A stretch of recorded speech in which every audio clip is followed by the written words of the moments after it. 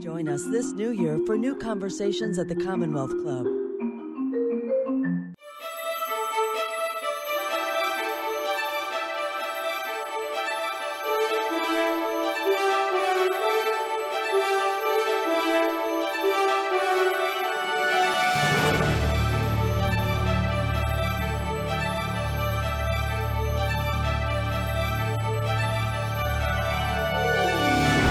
Hello, and welcome to today's virtual Commonwealth Club program. My name is Ken Broad, and I'm a founding member of Jackson Square Partners, located right here in the Presidio in San Francisco. Our firm is a proud supporter of the Commonwealth Club and is pleased to underwrite today's exceptionally timely program with Ray Dalio, founder, co-chief investment officer, and chairman of Bridgewater Associates. Ray is a prolific author and leading expert in investment philosophy and corporate management. His latest book, Principles for Dealing with the Changing World Order, Why Nations Succeed and Fail, is a far more detailed and expansive perspective that materially furthers a topic Mansur Olson described 40 years ago in his seminal book, The Rise and Decline of Nations. Ray walks us through 5 centuries of economic conditions, political movements, and major shifts in wealth and the power of nations. He highlights the hidden patterns and provides insights derived from history to better understand and navigate the times to come. Moderating our conversation is the relentlessly inquisitive Sir Michael Moritz, a partner at Sequoia Capital. Just a quick reminder to our viewers, we will be taking questions and encourage you to submit those in the text chat during the program. Now, please join me in welcoming Ray Dalio and Sir Michael Moritz to the Commonwealth Club. Thank you, Ken. I'm so excited to be here with such an interesting group of people. So I want to get some ideas out there and then turn to Michael, looking forward to our exchange and then some question and answers session afterwards. So, okay, to give you a little bit of background, for the last 50 years or so, I've been a global macro investor, which means in almost all the world's liquid markets, emerging countries, developed countries, and had to think about their economics, their markets, and their politics and everything else. And I learned along the way that the things that surprised me most were things that never happened in my lifetime before. And that in order to understand what's happening today and deal with what's happening today, that I need to go back in history. And I learned that first by studying the Great Depression. I was able to anticipate the 2008 financial crisis. I wouldn't have been able to do that if I didn't understand that dynamic. And 3 important things are happening today that drew my attention to the need to study them in the past, because what's happening today has not happened in our lifetimes before, but has happened many times in history. So that led me to study the last 500 years of history, particularly the rise and declines of reserve currencies and the reserve currency empires. And then I studied the dynasties since the Tang Dynasty, so around 600 in China, and I see these patterns. What causes the rises and declines, and as it relates to these things? So I have a few slides that I'd like to go over with you. First, if you could put up the first slide, I'd appreciate it. Thank you. So what are these 3 big things that are happening now in a way that they never happened before? First, there's a size of big debt creations and then debt monetizations. In other words, central banks were running deficits, and central banks are buying the bonds, and financially is monetization of that. And that's having repercussions through the world in the form of markets behaviors and also inflation rates and that. So it's particularly important in the world's leading reserve currency. So that's what prompted me to want to study the rises and declines of these reserve currencies.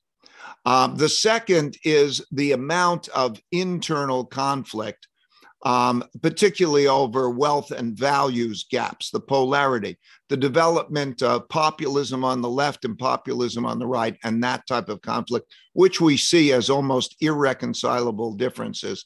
And that's nothing like that has happened in my lifetime. I like to measure things, so you'll see some of these measurements. And the third is the rise of a great power, in other words, China, to challenge the existing great power and the existing world order. And that's leading to external conflicts, which we're seeing play out now. And never in my lifetime was there such a power. The Soviet Union was not an economic power. Russia today, for example, has a per capita income of 1/12 of the United States and about the size of Italy. And in studying these cycles, these movements, particularly when those three things happen together, I also learned more about the importance of acts of nature. Acts of nature have actually toppled more civilizations and had more, killed more people and so on than any of the previously mentioned things, including wars. And they take the form periodically of pandemics, droughts, and floods.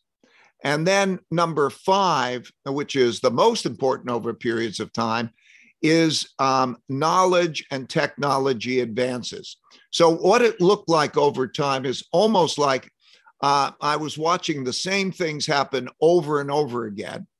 And then there's this evolution that takes place because of this knowledge and technology advances. So it almost looks like the same things, the same stories are playing out with the same characters, except they're changing their clothes and they're using the different technologies. So I'd like to show you some signs of that. I like to measure things. In the book, there are many measures, but I'll show you just a few of them here. So if you can go to the next slide, please. So starting with the debt creation and the monetization, the top chart shows debt to GDP for the private sector, total debt to GDP, going back to 1900. And it shows the dynamic, the one below it in the blue line shows the interest rate, short-term interest rate. And in the red line, it shows the printing of money and the creation of money as it measured in the monetary base. And so you could see that when there's a lot of debt, and like in the first circle, and you go down, and there's the hitting of a zero interest rates, that form of easing ceases to exist. And then you get a lot of the printing of money, which causes the reaction. And that's, I mentioned that before, that studying that dynamic is what allowed me to deal with the 2008 financial crisis, which is the next line on the chart. You see the circle on top, high debts, hits zero interest rates, and then the large printing of money. And you see that come in 2 waves, that printing of money. And that passes itself through the financial system and through the economy in that way. So, and we'll deal with the consequences of that in the question and answer session. The next chart, please. These charts, the one on the left shows how big the wealth gaps are. The one on the right is how big the income gaps are. And so they're the largest since they were in the 1930s. So that's a source of conflict. And it's behind, of course, the populism of the left and populism of the right in terms of classics. You know, in the 1930s around the world, that played out in 4 democracies choosing to be autocracies in order to get control of those types of conflicts and the populism that's associated with that. And we have that. We see that in many different ways. And of course, that has the political dimensions that we'll probably talk more about in the Q&A, that even extends to the point of, are there such irreconcilable differences that we've lost compromise because no side is willing to lose? It's a question like in the 2024 elections, will any side accept losing, and how does that affect our system? So that I wanted to go back and study too. The next one, please. This chart goes back to 1900, and the red line shows Republican in the House and in the Senate, and it shows how conservative the votes are. The red line going up means more conservative. The line going down means more liberal, less conservative. And the blue line shows the same for the Democrats. And so what you could see is the gap in the values is the greatest since 1900. I had another chart, but I forgot to include it, which showed the amount of voting across party lines. And there's the least amount of voting across party lines, least compromise as there ever was. And so that also, what's happening now with this internal conflict, made me want to study that. So next chart, please. This chart shows the rises and declines of different empires going back to 1500. I'm blessed by having a fabulous research team, and that we dig through archives and we formed different measures of power. I'll show you 8 different measures of power that we're looking at to help to construct these times. But they're an average of those measures of power to create an overall power index. And that goes back to 1500.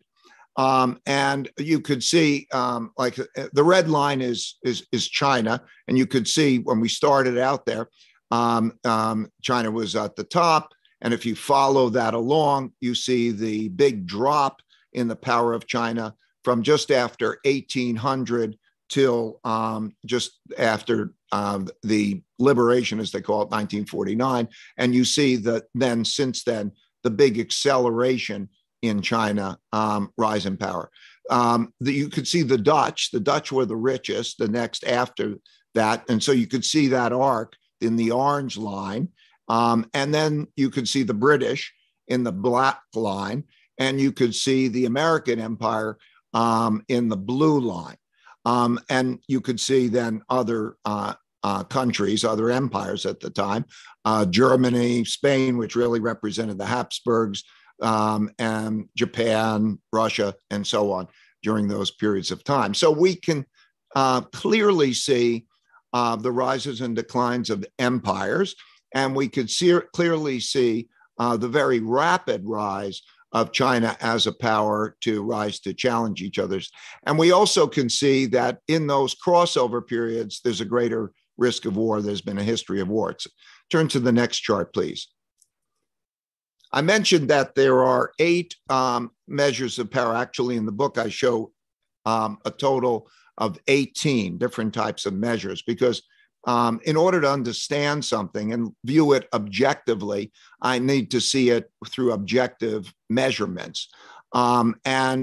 These are of powers of education, innovation and technology, competitiveness in world markets, military, size of world trade, economic output, the power of the financial system, and the reserve currency status.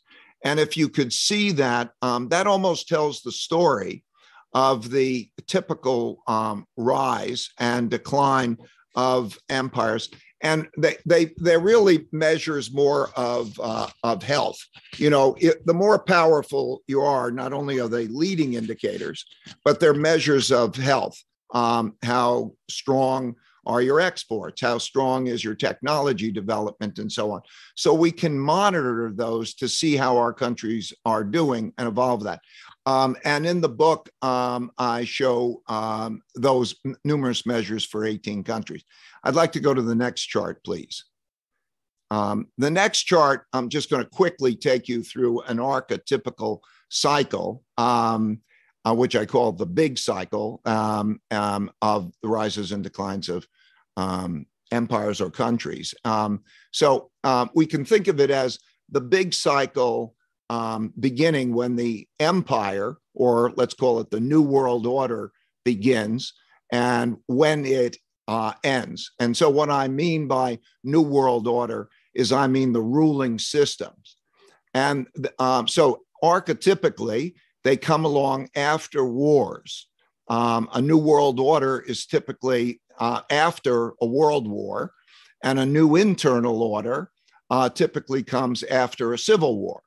For example, the most recent world order that we are now still in is the American world order that began in 1945 after World War II. And the last internal order in China the existing one began in 1949. So they, after the Chinese Civil War. And so these wars then determine who's got the power, and then they establish what the new order is. And the creations of these new world orders are typically followed by a period in which the new leadership consolidates power, and there is a rebuilding of education and productivity that brings about a period of peace and prosperity. And during this period, there is little or no fighting because no one wants to fight the dominant power. And people are so sick of the war that they want to get back to building good lives rather than fighting. And the wars then are also great equalizers that have redistributed wealth and opportunities. So the wealth gaps are generally reduced. And in this rise phase of the cycle, the empire becomes more productive and competitive in world markets. So its share of world trade grows and it becomes richer. And when its share of world trade becomes large enough that most of the global transactions are commonly in its currency is the common money that becomes the common money used, and that makes it a reserve currency, what we call a reserve currency. For example, when the Dutch were the richest and had the largest trading country, that led the Dutch guilder to become the world's leading reserve currency. And the same was true for the British. When the British became the largest and richest trading empire, that led to the British pound becoming the world's largest reserve currency. When the US became the richest and largest trading country in the world, that created the US dollar as the world's reserve currency. And now with China growing, it's beginning to become a reserve currency. So, and that also happens with the world's financial center. During this phase, these countries developed the world's financial center. So, for example, the Dutch, when they were on top, Amsterdam was the world's leading financial center. When the British were on top, London was the world's leading financial center. And when the US was on top, or is on top, the New York is the world's financial center. And we are seeing China and its financial centers growing. So it's now the second largest financial center. And so that's sort of gets them to the top, and then it begins to cause the seeds for difficulty. So when a country's money becomes the world's most used money, people around the world want to save. So they want to save in that currency. So they buy debt of the world's leading reserve currency, which gives that country the exorbitant privilege of being able to borrow a lot of money, which contributes to its growing indebtedness. Also, as people get used to this prosperity and good returns on investments like stocks, they increasingly bet on it. And that also contributes to the borrowing money to bet on that. And eventually that sows the seeds for a financial bubble as a lot of debt is accumulated. That begins the top phase when the riches sow the seeds for the decline. As countries get richer, they naturally also become more expensive and less competitive, especially since after the wars, there is a rebuilding of the countries, which also learn from what the leading country is doing to become more competitive. For example, the Dutch were very competitive in shipbuilding that took them all around the world, and they would then collect the riches around the world. But the British then hired the Dutch architects and so on and build ships more inexpensively and become more competitive. And that helps to create the shift. Also, prosperity distributes wealth unevenly. So naturally, the wealth gap between the haves and the have-nots rise. So you see indebtedness rise and wealth gaps rise. And eventually the country has a lot of debt, and which can't be financed. It doesn't have enough money. And so there are deficits that are run. And just a classic part of that cycle is sort of the coffers are empty, and then they print more money, or they slip money in, like the Romans put less gold in their gold coins.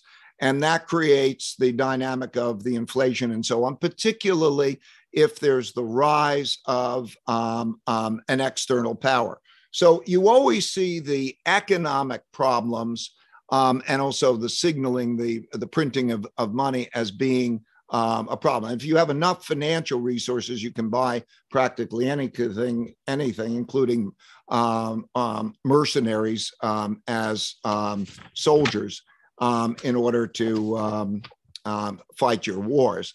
And when you don't have money, you're in trouble. And so let me give a couple of more slides just to paint the big picture before we get into other things.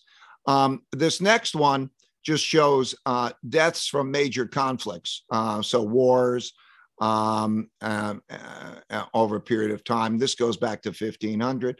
And the one on the right shows deaths from acts of nature, which is somewhat interesting, as also we think about climate change and how that might enter into the picture. But anyway, we've been blessed by not having much of those in our lifetimes.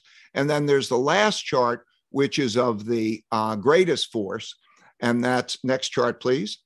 That next chart shows the impact of technology or adaptation.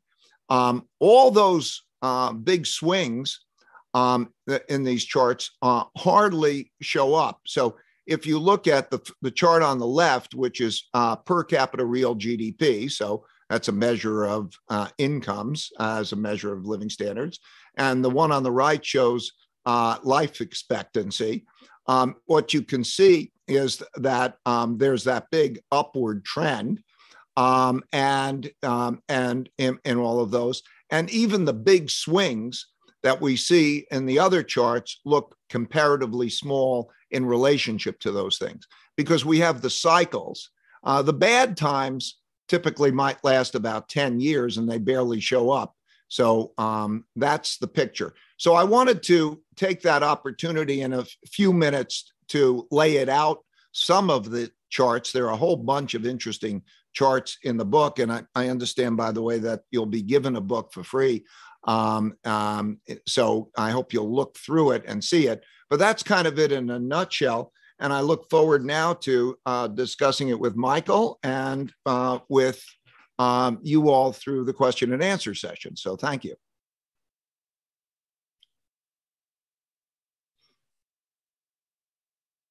Michael, over to you. Ray, that was fascinating. And there's a lot more fascinating stuff. You just gave everybody a taster of what's in your book, The History of the Last 500 Years. Tell us how you became a history buff. Was that something that you developed as a kid, or? No, it was a necessity. I'll tell you, I was first time. In 1971, I was clerking on the floor of the New York Stock Exchange in the summer. And on August 15th, President Nixon got on the television and announced that the United States would not pay its money in gold. Okay, it used to be that money only was gold, and and paper money was like checks in a checkbook, and he defaults on that. And I figured, wow, this is a crisis. Money as we know it will cease to exist. And I went on the floor of the stock exchange where I was clerking at the time. And I thought we were going to have a pandemonium and a crisis. And you had pandemonium, but the stock market went up a lot. And I didn't understand. That was exactly the opposite of what I would have expected. And then I studied in history and I found, I didn't know devaluations then. And I found that Roosevelt did the exact same thing on March 5th, 1933. And he got on the radio rather than the television, but he did the exact same thing. He severed the relationship with gold so he can print a lot more money. And that was the bottom in the stock market and so on. And I started to understand that.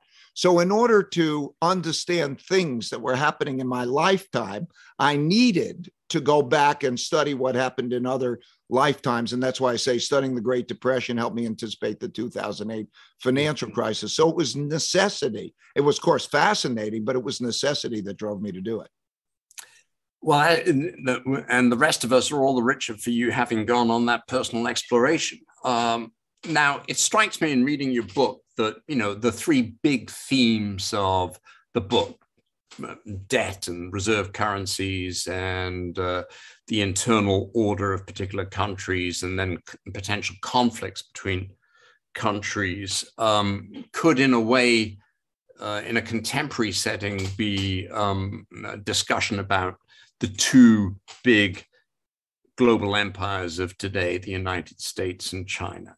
And obviously, you're a deep student of history. I wonder whether, in order to begin the conversation here, you could talk about the significance of 2008 through your lens, and about what that particular year taught us about China on the one hand and the United States on the other. Leading up to that, I started to go to China in 1984, and I've gone. I've been there. It's been an important part of my life since then. And since then, I would say I went in 84. Deng Xiaoping came in 1978. And then you had an open door policy and reform. And since then, per capita income in China has increased by 26 times. Life expectancy has increased by 10 years. The poverty rate of going hungry has gone from 88% to less than 1%, and so on. And we, over that period of time, in 2008, that's when we hit zero interest rates. And it had a lot of debt, a debt bubble. We've had lots of debt bubbles before, but when you hit zero interest rates, then you are in a different realm. So that was the first time of the printing of a lot of money and the creating of that gap. That also contributed to a wealth gap because mechanistically, and I'm more of a mechanic than an ideologue, what happens is when a central bank buys financial assets such as bonds, it gives it to an investor who then buys other financial assets. And so financial asset prices went up a lot, but there was not as much trickling down of that. And that also further contributed to the wealth gap. Of course, technology gap played a role. And that started to set itself up at the same time when China is more competitive and member of WTO and so on, that there was a symbiotic relationship with China in which we would buy their goods and they would buy our bonds because they were thought, like I said before, that that's the way to save. You own the bonds. But by lending us the money, by buying our bonds, we bought that. And then, of course, we had the combination of the wealth gap and the jobs issue that created the populism that really came to the surface largely with Donald Trump's election and has been carried through since. So that's how I look at 2008. And Ray, in your trips to China in the aftermath of 2008, did you detect, with all the policymakers and pundits that you meet when you go to China, did you detect any change in their view of the United States or their attitude towards the United States? Not much. I had the privilege of being with them owning these bonds and not knowing, actually, they owned a lot of agency bonds, Freddie Mac and so on. And they didn't know whether we would default on those. And I watched them go through that. But they do know history. The Chinese, their religion is history, and they do know that sequence. It wasn't really, the change didn't arrive much from that. They knew to build their economy and continued on. The change, I would say, came more as populism emerged, particularly, let's say, Donald Trump's populism more, and now the broadening of a anti-China.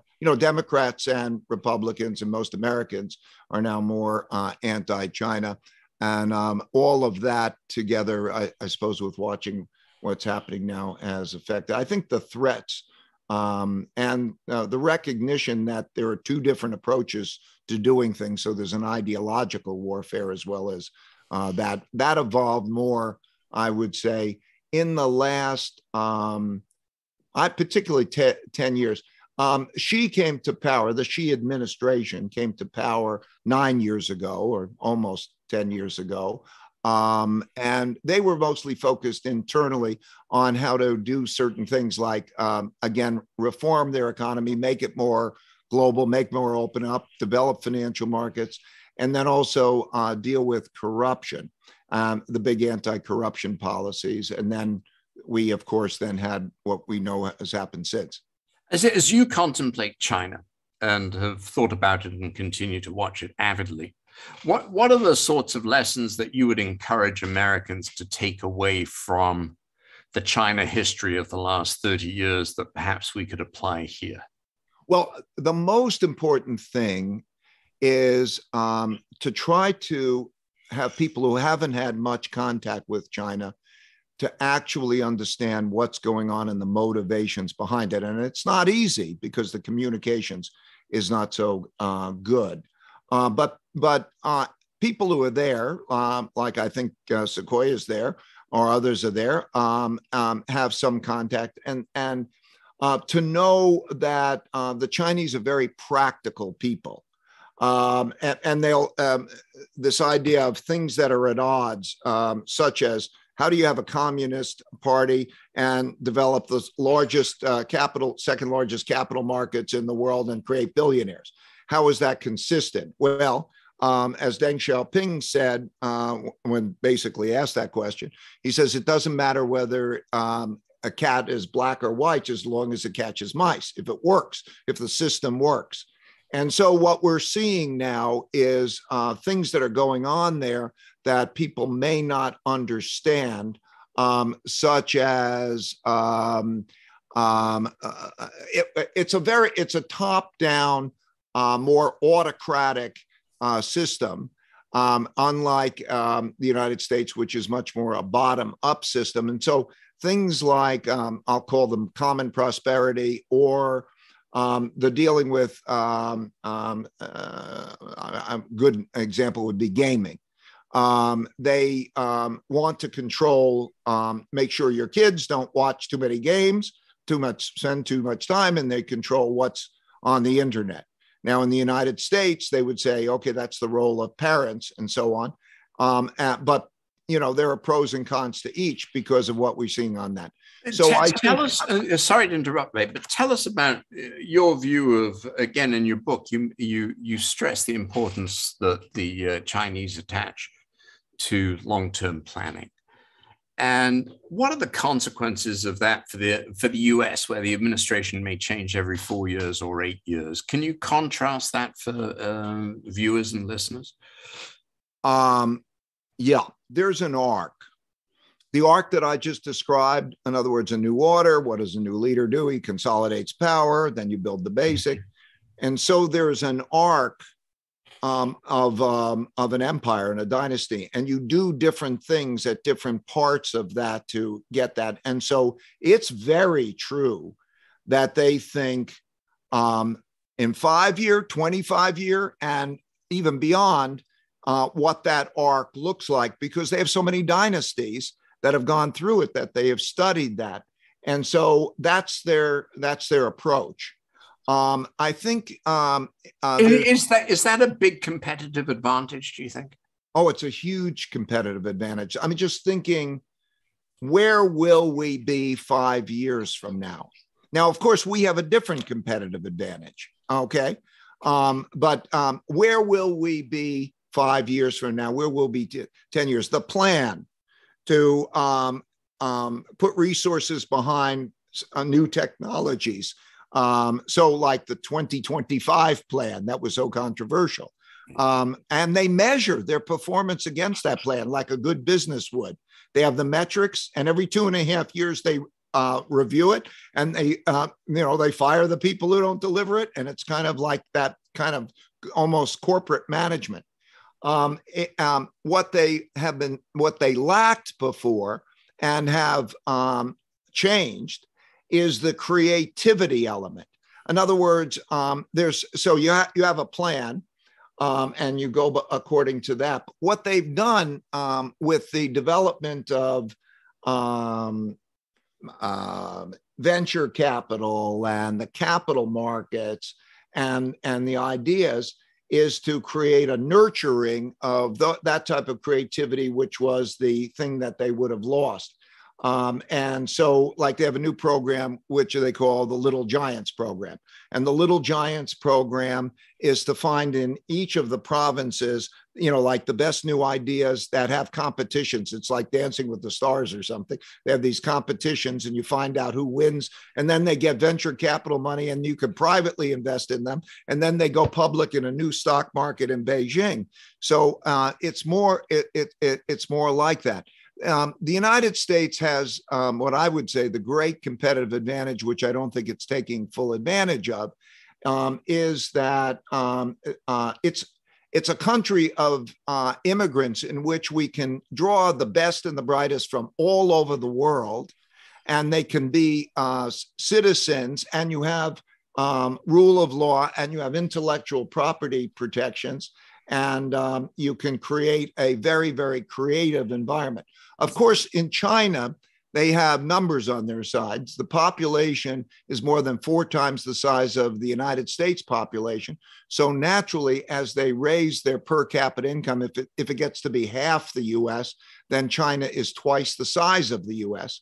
And so we have that dynamic going on too. Let me dive into it. And I should encourage everybody on the call here to send in your questions as well. And I'll endeavor to include as many as possible. I'd be curious about your view on the level of education in China. And obviously there are vast numbers of people here. And I'm more interested in the absolute number of very well-educated people in China, particularly in STEM, than in the broader brushstrokes, and talk about the importance of how you see that playing out over the next 20 years. Well, they turn out about 8 times as many STEM graduates as the United States. So the numbers are overwhelmingly in the favor of China. As far as the excellence of the universities, China only has 2 universities which are in the top 100 universities basis. So when we look at the statistic numbers of it, a lot more quality, a huge amount more quantity. The levels are improving in importance. The average level of an American education, the average American education in comparison to other countries has declined significantly. I think in PISA scores, it's something like 37th so we've lost a lot of, the average American is not very well educated, and the gap is not what it was. But the elite education in the United States for creativity, places like Silicon Valley and so on, is uniquely competitive in the United States. So that's how the complexion looks like. Mm-hmm.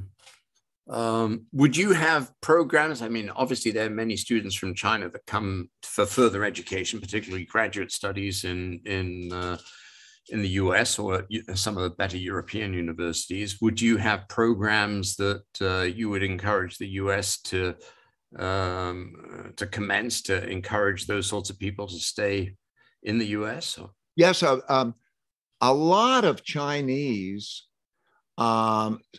who came educated sought to stay permanently in the United States and have contributed a lot along those lines. I know that the argument is of the stealing of intellectual property.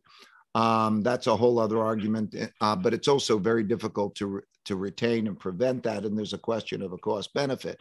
But I do, as I said before, say we are unique in being able to attract the best and the brightest in the world to be able to do that and to create those cultures. It's a unique benefit, which I think everybody would benefit from.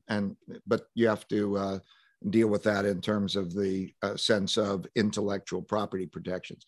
Intellectual property protections have not historically, or even now, they're very difficult because of the nature of cybersecurity. Ray, one of the things that you just touched on in the answers to both of my previous questions was immigrants and immigration and the influence of immigrants. In reading your book, I didn't see you place a lot of emphasis on that. Am I wrong about that? Well, I don't know. There's so many subjects. I think I made clear about that in the book. I don't know how many paragraphs, but anyway, let me be clear. That's the uniquely defining characteristic of the United States and one of the great advantages, I think. Have any other previous empires benefited as much from immigration as the U.S.? Not from immigration. The United States, I mean, of course, some countries, Australia, some countries have benefited, of course, from immigration. But what you see across dynasties, even if you were to see the Chinese dynasties, and it goes back really to Confucian definition of meritocracy, is that the creating the greatest opportunity of drawing on the broadest population has been integral to success. So if you see, for example, in the Sung dynasty, this goes way back, or back to Confucian, when they, you don't know where the best are going to come from, what part of the population. So to allow the greatest accessibility of that population draws the best talent forward, and it also creates a system which is fairer. And that is what you see through that meritocracy from wherever it comes from has been very, very, very effective consistently through dynasties and empires. The idea of moving from one country to another and what the United States could be as a home of immigrants was really more uniquely the United States being able to draw from the rest of the world. No other countries have done that so well. One other question, and we have a lot of other things to talk about. We haven't talked much about debt and reserve currencies in the US, and I want to get to those. But I am interested in your views of demography and how the composition of populations in different countries, whether it's the US or China or Japan or Italy, perhaps, how that influences your view of the next 10 or 20 years for each of for these various countries where demographic patterns differ? Well, demographics as traditionally, there are two dimensions. What is your working age population relative to your retired population? As the one is supporting the other, that can be more difficult as you move more into people who are not working, retirement, and have health issues. And how does that work? That's part of it. And then, of course, GDP, or economic activity total, is the number of people times the output per person. It really so looking at it those two levels, the real question is, what is the development of technology and productivity that replaces people? Because simultaneously what's going on is that sometimes we can have an issue that people technology is replacing people. And as it does, then that's a divide the pie. So some people can argue It's not anywhere a significant problem in an environment where technology is contributing to productivity by a greater amount. That's a divide the pie question more than it is a demographic question. So I think I would be leaning more in that direction. Mm-hmm.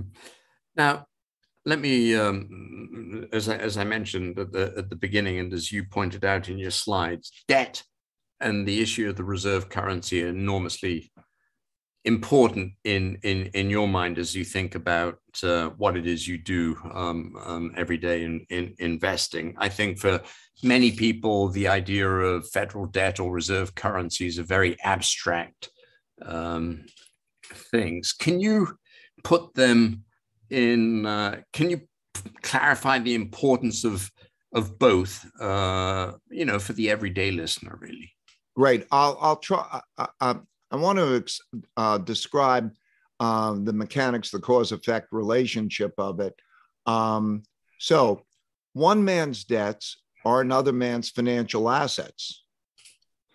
And when there's more and more debt, that either has to be paid back in, let's call it hard money, which creates an economic downturn. Just by the nature of debt, when you borrow, you can spend more than you earn. But then when you pay back, you have to spend less than you earn if it was not deflated.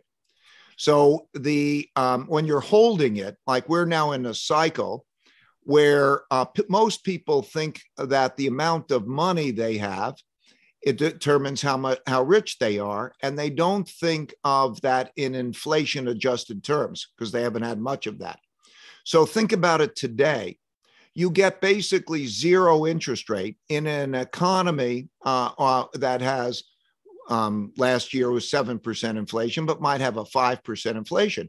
So when you think of cash, one thinks, oh, that's a safe investment. You don't realize that you're losing maybe 5% of your buying power every year, and that's not a safe investment, and that's not a good investment.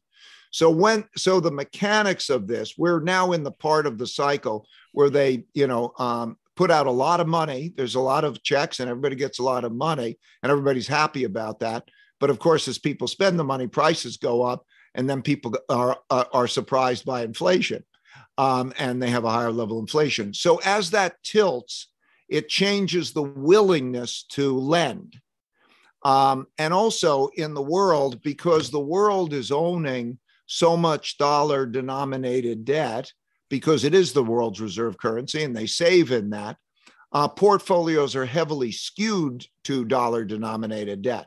Now, if those didn't want, they're going to have to buy a lot more debt because we're still going to have a lot of deficits and we're still going to have to sell that debt. And if they choose to sell that debt, and then you have to, not only the new deficits that has to be sold, but you have other debt that's sold, and that puts the central bank in the position of printing more money. So that's a very risky situation for both inflation and for the reserve currency status. Are there any plausible alternatives today to the dollar as a reserve currency? Well, two purposes of a currency are a medium of exchange and a storehold of wealth.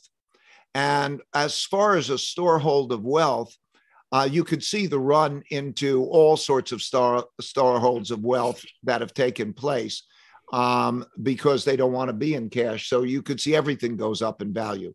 So the real estate, particularly also when you have such low negative real interest rates. So the storeholds of wealth can be everything. The money, when we call it, is a storehold of wealth that can be carried around with you, go from country to country, unlike the piece of real estate. And now we're entering an era when there's the question of what are the alternative currencies?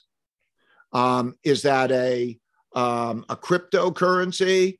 Do you think it is? I think we've entered an era in which everybody's going to look at alternative currencies, and not only crypto. I have a little bit of crypto, but I think gold is better than crypto, but it's an alternative gold. But you'll have different currencies. Even the issue that we're seeing now with Russia being cut off from the SWIFT system can lead to China using its alternative currency, its digital currency, as an alternative currency. So you're seeing the role of the Chinese renminbi play a role of a currency, but currencies are the things that you take around with you that have a storehold of wealth, and they're taking NFTs can be considered as whatever it is. Diamonds and gems can be considered in a sense of currency. So there's going to be a competition between those types of currencies, I think. Right. We're going to run out of time pretty soon. So let me lob a couple of audience questions at you, if I could. One of which was, can anything be done, Ray, to change the destiny of these big cycles that you write about? It's basics, really. It's almost like the three big things. First, are you earning more than you are spending? Do you have a good income statement and a balance sheet as a country? The country is just the aggregate of its people and companies. So you have to do that. You have to be financially sound. And number two is you have to work well together rather than to have conflict that does you harm. Okay. So that's true of all countries. You need to do those things. It's not necessarily easy. How do you spend more than you earn when everybody wants more money? How do you get more productive? Your living standards, your power rises when you become more productive, but okay. And then, achieve that. All the things that are in support of that are great. Like education is one of the best investments that we can have. And we terribly neglect like public education in many ways. That's a great investment. You could do a lot there. But we have to work well together. And so that at the end of the day, the country has got to be strong. It's an internal question mostly. Be strong, and of course you have to support military, but that's an expense, and how you do that. And then I think so. Item number three: you've got to have the good finances. You have to have the good harmony to work well together, and you have to not get in a war with a power that's going to mean the cost of that war is going to be great, which means that you have to put above all else how that is achieved. And if you do that, it's really not a problem, because if you think about today, we have more resources than we've ever had. Real per GDP, health, everything is better than we have ever had. And if we allocate that well and we are peaceful and productive together, that can be extended for as long as it lasts. There's another question, speaking of debts, from an audience member, which is talking about what are your thoughts, Ray, on unfunded public pension liabilities, and what does the end game look for many states and municipalities? It's a very big issue. It's if you take unfunded liabilities, not just pension, but you take healthcare liabilities and such, those unfunded liabilities are actually greater than the amount of debt in existence. So the promises to deliver are very large. And I think that it's very simple. They will either be dealt with by through taxes and redistributions to fund those unfunded liabilities as well as debt, or money will be printed and the reduction in real interest rates will continue. Over the last 20 years or so, real interest rates, in other words, interest rates in relation to inflation, have fallen by 500 basis points, 5%. And I would expect that you're going to see more of that take place, just sort of the way that we saw it take place before. So I think that that'll be the way that it's likely to be dealt with, because the issue is defaulting on those. And if there's defaults on that, that produces depressions and political problems. So I don't think that that's realistic. So I think they're big. I think they're an issue. I think that they will be dealt with by printing more money, because if you're owning a liability, there's only a certain number of dollars you have to give, and dollars can be created. Ray, we have time, unfortunately, for just one more question, which is this. Reading your book, it's fairly easy to conclude, perhaps wrongly, that you believe that the US is in a period of irreversible decline. First, is that assumption correct? And two, if it is, what can be done to arrest it or change the trajectory? I have a belief that if nothing's predestined necessarily, if, like I said before, if you worry, you don't have to worry. And if you don't worry, you need to worry. And what I mean by that is, if you worry about these things, that will probably cause compensating adjustments to be made so that we would worry less about them. And if you don't worry about them, that's really scary, because this is worrisome. These issues are worrisome. But as terms of what needs to be done, you need to get those things I said before. The thing I look at for every country is, how are its finances doing? Do you earn more than you're spending, and so on? Second is, are you civil with each other and work well together? And third, are you at risk of an international war or not? And if you can handle those things, you're going to be okay. And today, are you feeling more optimistic about the United States than you did 10 years ago, or less optimistic? Much less.